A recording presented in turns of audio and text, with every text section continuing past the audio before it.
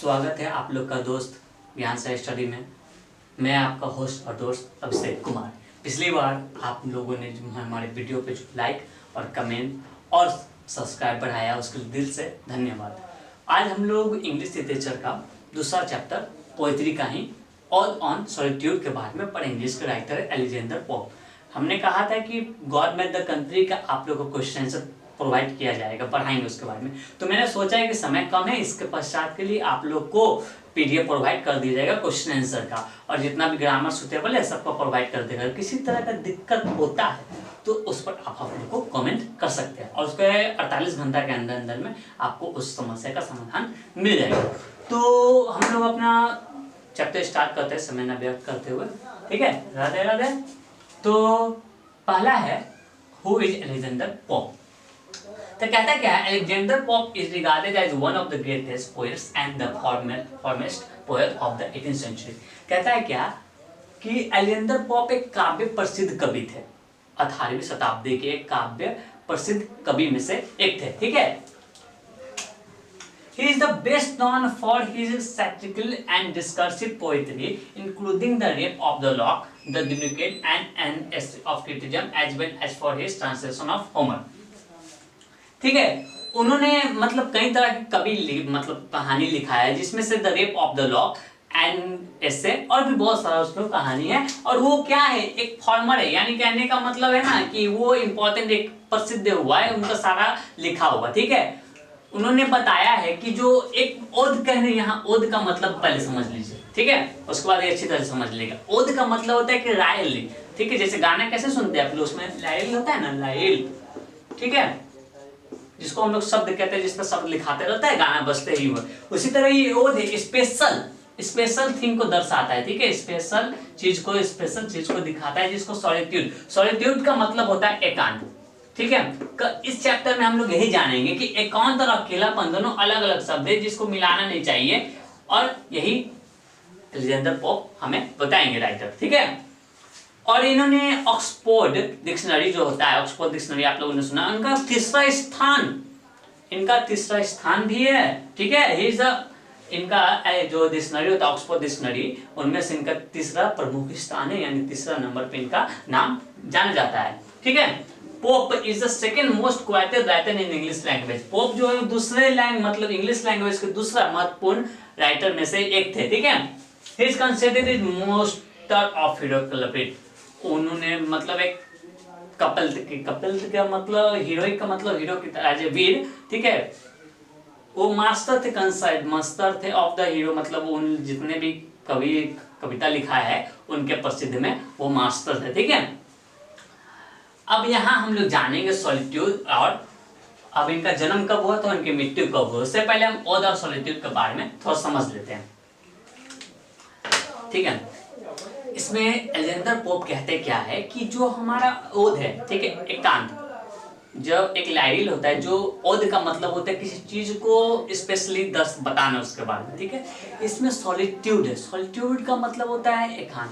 जो इंसान एकांत में रहता है, ठीक है, उसको सब अकेलापन समझता है, यानी वो अकेला है, ये ठीक है। उसको एज अ कैसे हम लोग किसी जाते हैं तो एकांत में कोई बैठा रहता है तो सब उसको क्या समझता है, अकेलापन है विचार। तो वो कभी बताना चाहते हैं ये अकेलापन और एकांत दोनों अलग अलग चीज है। इस चैप्टर में हम पढ़ेंगे। उससे पहले इनका जन्मदिन और इनकी मृत्यु दोनों जान लेते हो। और इनमें खास बात क्या है मालूम है, इन्होंने 12 साल में 12 ईयर्स में इन्होंने, हैरानी की बात है, 12 ईयर्स में इन्होंने ऑल ऑन सॉलिट्यूड का ये पोएट्री लिख दिया था, ठीक है। अब जानेंगे इनकी मृत्यु और जन्मदिन, ठीक है। तो गाइस, पिछले बार हम लोगों ने पढ़ा अलेक्जेंडर पोप का, ठीक है, बायोग्राफी के बारे में हम लोग जान चुके हैं, ठीक है। तो हम लोग उनका जन्म और उनकी मृत्यु के बारे में पढ़ेंगे। उससे पहले गाइस चैनल को सब्सक्राइब और लाइक करना बिल्कुल ना भूलें, क्योंकि आपका एक लाइक हमारी मोटिवेशन का सहारा बनता है, ठीक है। तो हम लोगों ने जाना था, उसके बारे में थोड़ा और डिटेल पढ़ ले, थोड़ा सा और, ठीक है। ओद क्या होता है कि लाइरिकल एक स्पेशल शब्द से, ठीक है, जुड़ा हुआ है, जिसका सॉलिट्यूड का मतलब होता है अकेलापन, ठीक है। इसके बारे में थोड़ा सा हम जान लेंगे, कहानी पढ़ते हुए समझ लेंगे उसके बारे में, ठीक है। तो उनका जन्म और कहाँ हुआ था, 21 मई 1688 ईस्वी में लंदन में यूके में उनका जन्म हुआ था, ठीक है। यानी उनका जन्म 21 मई 1688 ईस्वी में लंदन में यूके यानी यूनाइटेड किंगडम में उनका जन्म हुआ था। ठीक है गाइस। और अगला उनका कहाँ मृत्यु हुई थी, मृत्यु और कहाँ हुई थी, उनका मृत्यु 30 मई 1764, ठीक है, रैंडवार्ड हाउस इंडिपेंडेंट स्कूल के पास उनकी मृत्यु हुई थी। ठीक है, इनका मृत्यु दर, ठीक है, और इनका जन्म थोड़ा याद कर लीजिएगा गाइस, क्योंकि आप लोग को हो सकता है एग्जाम में इसके बारे में पूछ दे जरूर से जरूर। तो आप लोग से निवेदन है कि आप लोग इसको याद कर लीजिए ताकि आप लोग का भला हो जाए। ठीक है, अब हम लोग कहानी पर डायरेक्टली आते हैं। ठीक है, अब हम लोग उसका प्रोज के बारे में पढ़ेंगे। उससे पहले गाइस, ठीक है, प्रोज को समझने से पहले एक एक लाइन को उसको हम समझा देंगे, पर उससे पहले आप लोग के लिए बता देता हूँ कि आप लोग को जल्दी गॉड मेड द कंट्री और इसका ओद ऑन सॉलिट्यूड और तीसरा चैप्टर जो होगा, तीनों को एक साथ पीडीएफ प्रोवाइड कर दिया जाएगा आपको जल्दी। ठीक है, हम लोगों ने बायोग्राफी, उनके जन्म और मृत्यु दर पढ़ लिया। अब हम उनका प्रोज का चैप्टर पढ़ेंगे, बाय लाइन उनको समझने का प्रयास करेंगे, और जिनको ना समझ आए वो हमें कमेंट करें। कमेंट तो आपका भरा हुआ है। और हाँ गाइस, सब्सक्राइब और लाइक करना बिल्कुल ना भूले, बार बार कहते हैं मुँह थक जाता है। तो स्टार्ट करते हैं गाइस। ठीक है, पहला लाइन कहता है, happy the man whose wish and care a few paternal across bound। ठीक है, वैसा इंसान जिसके पास 1 एकड़ जमीन हो। ठीक है, वैसा इंसान जिसके पास 1 एकड़ जमीन हो और वो 1 एकड़ जमीन उसके पिताजी का, वैसा इंसान खुश रहता है और उसकी केयर करता है। ठीक है, कवि यहाँ पर बताना चाहते हैं कि वैसा इंसान जिसकी इच्छा या जरूरत सिर्फ 1 एकड़ जमीन हो। ठीक है, जिसकी इच्छा सिर्फ 1 एकड़ जमीन हो और उस 1 एकड़ जमीन में वो अपना खेत करना चाहता है और उस जमीन उसके पिता का हो। Content to breathe his native air in his own ground. ठीक है, ताकि वो उस जमीन में, ठीक है, खेती कर सके और अपना अन्न उगा सके। उसे कोई बड़े शहरों और धन दौलत का कोई लालच नहीं है। ठीक है, बस वो चाहता है कि उसके पिताजी का बस 1 एकड़ जमीन हो और उस 1 एकड़ जमीन में मैं खेती करूं और उस खेती से खुशहाल जिंदगी बिताऊं। ठीक है, और वो 1 एकड़ जमीन किसका हो, पिता का हो। ठीक है, पिता का हो और उससे कोई बड़े शहरों से और बड़ी बड़ी गाड़ी से और उससे पैसे से कोई लेना देना नहीं है, उससे कोई लालच नहीं है। ठीक है, कभी यहाँ पर पहला पैराग्राफ में ये समझाना चाहते थे। ठीक है, अब हम लोग दूसरा पैराग्राफ समझेंगे। Whose hearts with milk, whose fills with bread। ठीक है, whose flocks supply him with attire। जिनके पास जानवरों का झुंड हो। ठीक है, जिनके पास जानवरों का झुंड हो उससे मिल्क की कमी नहीं होगी, उन्हें दूध पीने की कमी नहीं होगी। और जिनके पास फील्ड्स हो, खेत खलियान हो, जिसमें वो अपना अनाज उगा सके, वो खाने के लिए नहीं तरसेंगे। Whose flocks supply him with attire, और उससे अपने भेड़ों के झुंड से ऊन मिलता है जिससे वो ऊन कपड़ों में बदलता है। ठीक है, Whose trees in summer yield him shade in winter fire। और वहां के पेड़ उन्हें छाया प्रदान करती है गर्मियों के दिनों में और सर्दियों के दिनों में, ठंडे के दिनों में क्या करती है, उन्हें लकड़ियां देती है। ठीक है, कवि यहाँ पर एक लाइन कहना चाहते हैं बड़ी बड़ी अक्षरों में कि जो एक मतलब सॉलिट्यूड, जो अकेलापन व्यक्ति रहता है उनके लिए ये है। ठीक है, एकांत जो रहना चाहते हैं उनके लिए क्या कहते हैं कि happy the man whose wish and care a few paternal acres bound content to breathe his native air in his own ground. ठीक है, यानी वैसा इंसान जिनकी इच्छा या जोर सिर्फ 1 एकड़ जमीन और उस 1 एकड़ जमीन का उसके पिताजी का हो। ठीक है, और उसी 1 एकड़ जमीन में वो अपना खेती करे और उसे कोई बड़ी शहरों बड़ी गाड़ियों का कोई लालच नहीं है। ठीक है, और उसे जो भेड़ों से दूध मिलती है, ठीक है, उसे वो पीकर और खाकर जो उनके ग्राउंड में, जो उनके खेत खलियान है, जो वहां से उगते हैं उनका, ठीक है, वो अपने खाकर निश्चिंत है। और उन्हें जो भेड़ों से जो दूध और जो ऊन मिलता है, उन्हें वो कपड़े बनाकर पहनते हैं। और उन्हें जो पेड़ों से जो छाया प्रदान होती है, और गर्मियों के दिनों में ठंडी में जो लकड़ियां मिलती है, वो उनके लिए तृप्त है, यानी प्रदान, यानी पूरा है, ठीक है। अगला पैराग्राफ समझेंगे उससे पहले एलेक्जेंडर पोप का अगर आप बायोग्राफी समझ लीजिएगा तो ये कहानी आपके लिए सिंपल हो जाएगी, क्योंकि अगर ये कहानी आप समझ जाते हैं तो इसका समरी भी आता है, तो आप लोग आराम से इसका कर सकते हैं कि क्या कहना चाहते थे कभी, ठीक है।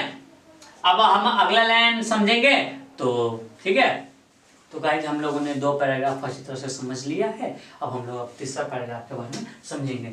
ब्लेस्ड, आशीर्वाद, ठीक है, इसके लाइन में ये समझ लीजिएगा। Who can uncommonly finds hours, days and years slide soft away। कहता क्या यहाँ पर कवि कहना चाहते हैं कि वैसा इंसान बहुत खुश होता है जो, ठीक है, आराम से अपना जिंदगी व्यतीत करता है, घंटे, महीने, दिन, ठीक है, और उसके जीवन में किसी प्रकार का, ठीक है, कोई दिक्कतें नहीं होती है, वैसा इंसान बहुत खुश रहता है, उसके जीवन में सारी चीजें होती है, ठीक है।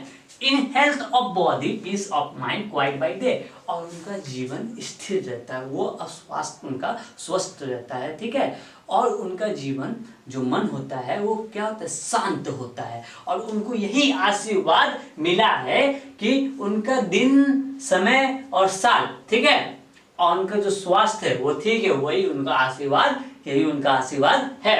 अगला लाइन, अगला पैराग्राफ हम लोग समझेंगे। Sound sleep by night, study and ease together mixed, sweet recreation and innocence which most does please with meditation, ठीक है। वैसा इंसान जो कार्य करके, ठीक है, देर रात तक कार्य करके आराम से अपनी इंद्रा अपने सोता है आराम से, वैसा इंसान, ठीक है, खुश रहता है अपने जीवन में, और क्या उनके जीवन में मिठास रहता है, ठीक है। और क्या भी यहाँ पर एक लाइन और जोड़ रहे हैं कि वो इंसान कितना मासूम है जो कि पहले अकेले रहना चाहता था, अब अपने चारों ओर एक अलग ही, ठीक है, एक जो अकेलापन वो व्यक्ति था, अब वो चारों ओर अपने ध्यान दे रहा है, इस चारों ओर कितनी खूबसूरती है, और अपने मेडिटेशन करके, यानी ध्यान मुद्रा में करके अपने चारों ओर एक अलग सा खूबसूरती का जगा रहा है, ठीक है। यानी कवि कहना चाहते हैं कि जो इंसान, ठीक है, जो इंसान इस सारी चीजों को, ठीक है, दिन बाय दिन, डे बाय डे, या अगले साल, दिन, महीना, किसी प्रकार की उन्हें दिक्कतें ना, उनका शरीर स्वस्थ रहे, उनके लिए आशीर्वाद है। और अगला पैराग्राफ में कवि कहना चाहते हैं, ये जो व्यक्ति बहुत खुश होते हैं, जो आराम से अपना जीवन सारा कार्य करके दोनों में संतुलन बनाए हुए, किसी प्रकार की उनकी मिक्स नहीं है, वो कभी मिक्स नहीं करते, दोनों में क्या है, संतुलन है, बैलेंस है, ठीक है। और वो कितना मासूम, जो अकेलापन था, वो ध्यान मुद्रा में करके, ध्यान देकर अपने चारों ओर कितनी खूबसूरती है, वो चीज को कभी यहाँ पर दर्शाना चाह रहे हैं कि अकेलापन से हटकर, अकेलापन से दूर होइए और चारों ओर अपनी खूबसूरती को ध्यान से देखिए, चारों ओर खूबसूरती दिखेगा। अब देखने का नजरिया आप लोग का कैसे देखिएगा, ठीक है गाइस। अगला लास्ट पैराग्राफ समझेंगे हम लोग, ठीक है, ठीक है। हम लोगों ने 5 पैराग्राफ समझ लिया है और लास्ट पैराग्राफ समझते हैं, ठीक है। लास्ट पैराग्राफ थोड़ा इंपॉर्टेंट है, थोड़ा ध्यान से इसको समझिएगा, ठीक है। Thus let me live unseen, unknown, thus unlimited let more die, still from the world and not a stone till where a lie। यानी मैं लोगों से दूर, ठीक है, लोगों से छुप कर रहना चाहता हूँ, जो कोई हमें ढूंढ ना सके, मुझे ढूंढ ना सके, ठीक है। और जब मेरी मृत्यु हो, ठीक है, तो मेरे पीछे कोई रोने वाला ना हो, कोई विलाप करने वाला ना हो, और मेरे को मतलब वहां दफनाया जाए जहां कोई मुझे ढूंढ ना सके, और मेरे पीछे कोई रोने वाला ना हो, और ऐसा जगह दफनाया जाए जहां पत्थर भी मुझे ढूंढ ना पाए। ठीक है, यानी लास्ट लाइन में कभी यही कहना चाहते हैं कि जो व्यक्ति अकेलापन रहता है उसके साथ यही होता है कि उसकी मृत्यु के बाद भी उसके पीछे कोई रोने वाला, विलाप करने वाला नहीं होता है। और क्या होता है, कहीं उसको दफनाया जाए वो भी किसी को पता नहीं चलता है। ठीक है, तो इसलिए अकेलापन न रहिए और सभी के साथ मिलजुल कर रहना सीखिए। ठीक है, इसी के साथ आपका चैप्टर ये प्रोज का और ऑन सॉलिट्यूड समाप्त होता है। ठीक है गाइस, तो चैनल को लाइक और सब्सक्राइब करना बिल्कुल ना भूले, और ध्यान से जो भी दिक्कत है वो कमेंट है। और आपको तो मैंने पहले भी बोला है, आज भी अभी भी बोल रहा हूँ कि आपको पीडीएफ जल्दी प्रोवाइड कर दिया जाएगा 3 चैप्टर का, उसके लिए निफिक्र हो जाइए। और गाइस आपको लोग के लिए खुशखबरी हो जाए, हम अब 12th का क्लास लेंगे इंग्लिश का। ठीक है, आपके जो करीबी दोस्त हो, मित्रों, सीनियर हो, सभी से अपना डिटेल भेज दीजिएगा और इस चैनल का लिंक भेज दीजिएगा ताकि उनको भी मदद हो सके। जल्दी आप लोग का 12th क्लास का इंग्लिश स्टार्ट होगा, ये अगला वीक में मैं आपको अनाउंस कर दूंगा किस तारीख से। और ओनली 16 डेज 12th क्लास का इंग्लिश क्लास मैं ओवर कर दूंगा, ग्रामर के साथ सुटेबल। अगर आपको चैनल पसंद आए तो जल्दी लाइक करें और अपना तैयारी कर ले एग्जाम का। ठीक है, मिलते हैं अगले वीडियो में गाइस। राधे राधे।